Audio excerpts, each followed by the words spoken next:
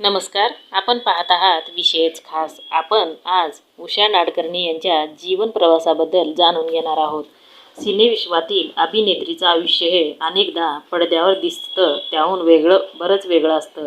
अनेक ज्येष्ठ अभिनेत्रींनी त्यांच्या आयुष्यातील संघर्षाबद्दल सांगितलं आहे. आता अभिनेत्री उषा नाडकर्णी चर्चेत आल्या आहेत. मुलगा सून असतानाही त्या वयाच्या 80व्या वर्षी देखील त्या एकट्याच राहत असल्याचं सांगतात. छोटा पडदा असो किंवा मोठा पडदा, नेहमी कडक आणि खाष्ट सासू साकारणाऱ्या या अभिनेत्रीच्या खऱ्या आयुष्यात मात्र प्रचंड एकाकीपणा दडला आहे. गेल्या 39 वर्षापासून मुंबईतील घरात एकट्या राहणाऱ्या उषा नाडकर्णी यांनी आपल्या पतीपासून ताटातूट आणि मुलासोबतच्या नात्याबद्दल धक्कादायक खुलासे केले आहेत. मुलाचे ते शब्द ऐकून त्या भावूक झाल्या होत्या.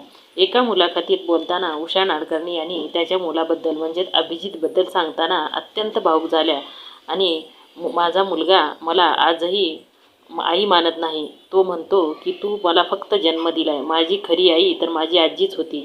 उषा यांनी त्यांची बाजू सांगत म्हटल्या की त्या काळात नाटकाच्या एकाच दिवसात अनेक प्रयोग असायचे आणि मालिकेच्या शूटिंगमुळं त्या सतत कामाचे व्यग्र असायच्या.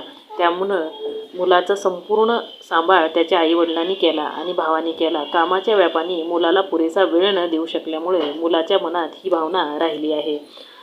1987 सालापासून म्हणजेच गेल्या 39 वर्षापासून उषा नाडकर्णी मुंबईत एकट्याच राहत आहेत. लग्नानंतर काही वर्षातच त्या पतीपासून वेगळ्या झाल्या. मात्र त्यांनी सासरचे नाव म्हणजे आडनाव नाडकर्णी हेच लावलं, कायम ठेवलं.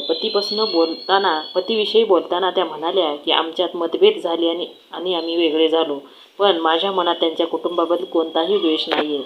तसंच त्या मुलगा आणि सून नाथ यांच्यासोबतही राहत नाहीत. सकाळी उठणं, स्वयंपाक करणं, पूजा अर्चा करणं आणि नातीसोबत व्हिडिओ कॉलवर बोलणं असा त्यांचा दिनक्रम असतो, असंही त्या सांगितल्या.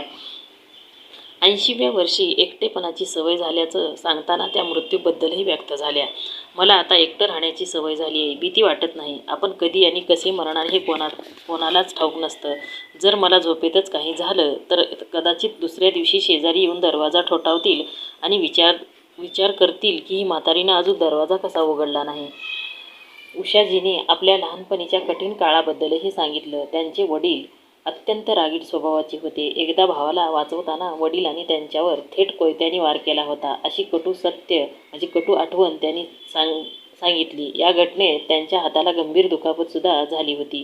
तरीही हाताला पट्टी बांधून त्यांनी नाटकाचा प्रयोग पूर्ण केला होता. तसंच अभिनयाच्या आवडीमुळे आईने एकदा त्याचे सामान घराबाहेर काढलं होतं, असंही त्या म्हणाल्या. असेच अपडेट जाणून घेण्यासाठी चॅनेलला सबस्क्राईब करा. धन्यवाद.